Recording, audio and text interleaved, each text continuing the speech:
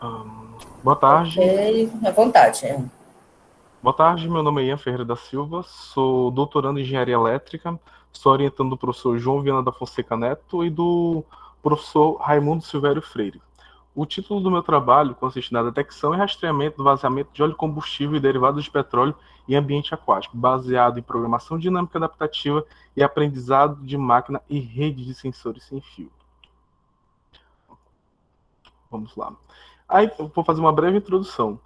Desde sua descoberta, o petróleo modificou profundamente a economia, e assim modificando toda a estrutura geopolítica mundial, alterando territórios e e transformando toda a indústria de forma geral, petrolífera e toda a atividade econômica. Em si, veio o ciclo econômico que acelerou o crescimento de grandes cidades, países e transformando novas fronteiras. Mas junto com o petróleo, também veio junto com o seu desenvolvimento, também vieram suas problemáticas. É, e uma delas abordadas nesse trabalho é justamente em relação ao derramamento de petróleo, envolvendo navios, oleodutos e o processo de extração. É de se saber, através de dados da Itopof, que é um instituto inglês que faz rastreamento de vazamento de petróleo no planeta, que 80% da poluição dos mares é causada por acidentes e contaminando assim águas por derivados de petróleo. E esse trabalho nós tivemos idealizamos ele justamente porque em meados, no meio do ano de 2019, houve um acidente, né? É, que contaminou praticamente todo o litoral nordestino, né? E as causas ainda são investigadas até hoje. Eu comentei até com o professor Danilo, que é um professor que está dando apoio agora para o nosso trabalho, que ele falou que a Marinha resolveu encerrar o caso e não acharam em si a fonte do problema. Então, sabendo disso, existem várias tecnologias, como a própria Monique já citou anteriormente, que estão sendo estudadas, pesquisadas e podem ser aplicadas para identificar, mapear e rastrear esses pontos de vazamentos. Porém, a diferença é que são tecnologias muito custosas. Você utilizar um radar durante um certo tempo é altamente custoso. Então, são tecnologias que são aplicáveis, só que são altamente custosas. Porém, boa parte dessas tecnologias não são de uso online nem intermitente. Então, a partir do vazamento, aí que acontece todo o processo de detecção, mapeamento, para poder tentar ver até onde vai se alastrando o petróleo. As principais tecnologias utilizadas hoje para esses mapeamentos, identificação e detecção é o LIDAR, o SAR, já foi citado anteriormente, e os scanners UV e R, que são mais aplicáveis hoje, por ser uma tecnologia um pouco mais barata e são mais difundidos.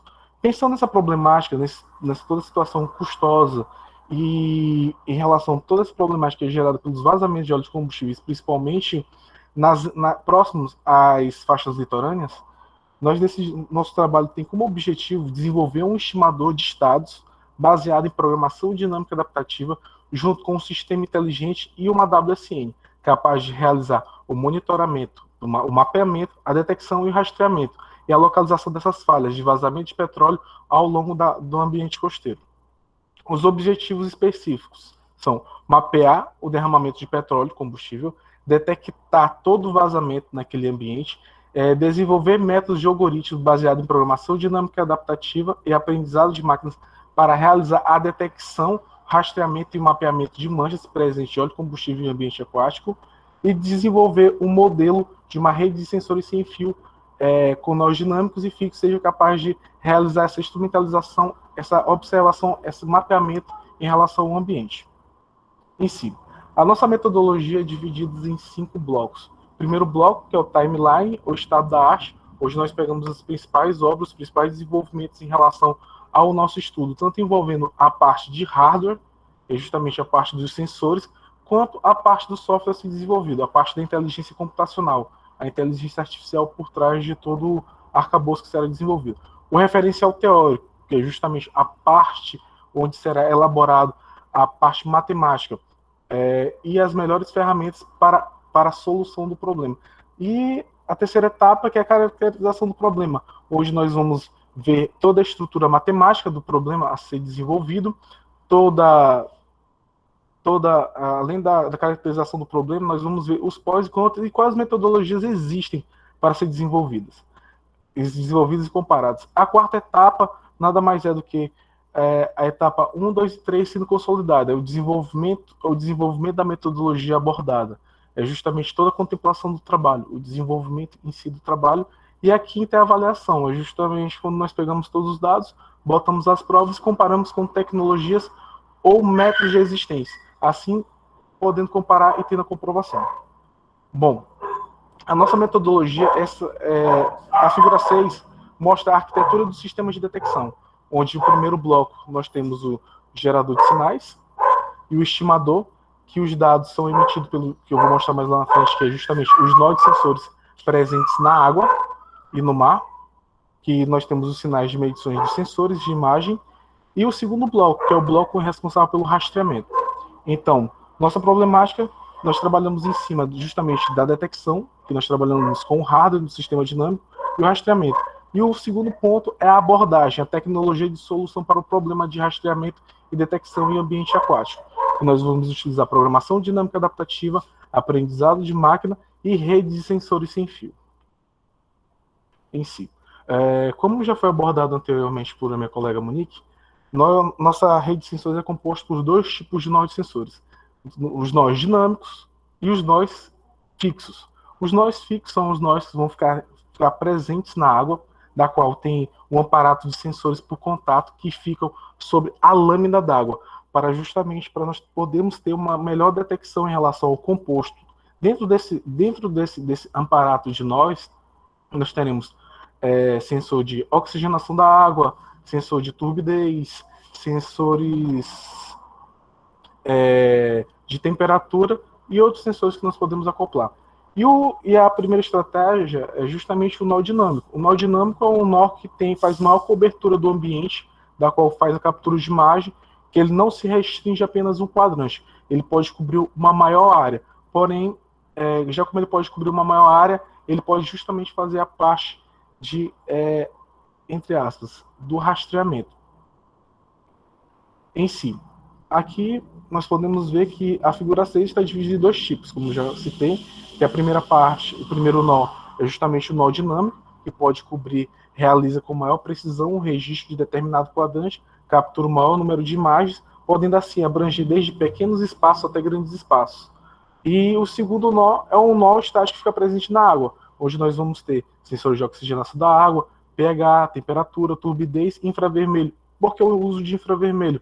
Através dos raios de infravermelho, nós podemos distinguir o período, o tempo de se está em emulsificação aquele derivado de petróleo, quanto tempo que está, e justamente pelo fato de ter a limitação da bateria dos drones, o uso das boias são fundamentais justamente em ambientes costeiros, porque dependendo do hidrodinamismo da região, das correntes marinhas, nós podemos ver com mais clareza o ponto fixo das boias. Então, a partir do ponto fixo das boias, nós podemos fazer esse mapeamento e da coleta. Então, após toda a coleta de dados online do ambiente, os dados são pré-processados nos nós. Após o pré-processamento, são enviados para uma base central. Essa base central pode ser o próprio drone ou um nó dedicado apenas para processamento.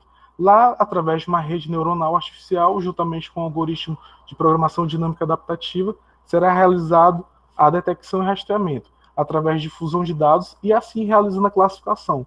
Através da classificação, nós podemos determinar o tipo de derivado de petróleo, do hidrocarboneto, nós podemos diferenciar também o composto, quanto tempo ele está presente na natureza e como ele pode se dispersar no ambiente, assim podendo até prever a seu distanciamento a partir daquele ponto. E também, junto com o processo de detecção, funciona de qual forma? De forma intermitente.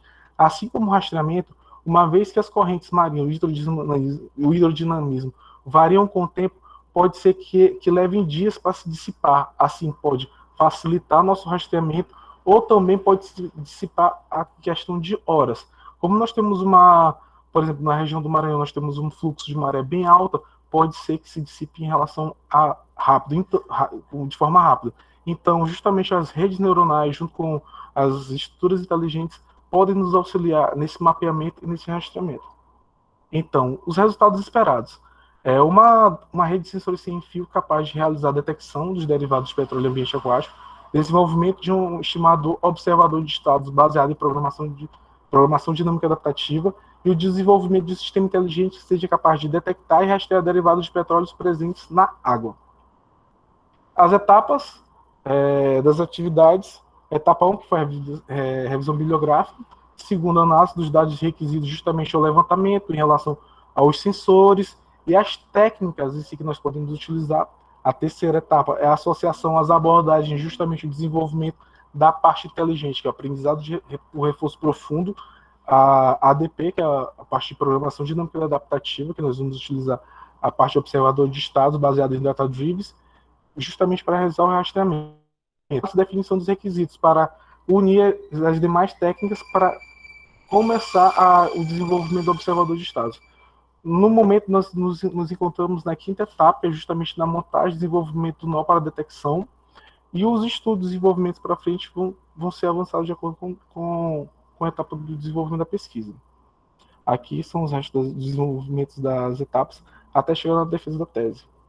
Essas aqui são as referências que foram utilizadas para pesquisa e para o desenvolvimento do slide, são as principais. E obrigado, queria agradecer à Universidade Federal do Maranhão, ao programa de pós-graduação em Engenharia Elétrica, ao laboratório de orientador do professor João Viana, ao PRH e à ANP. Alô?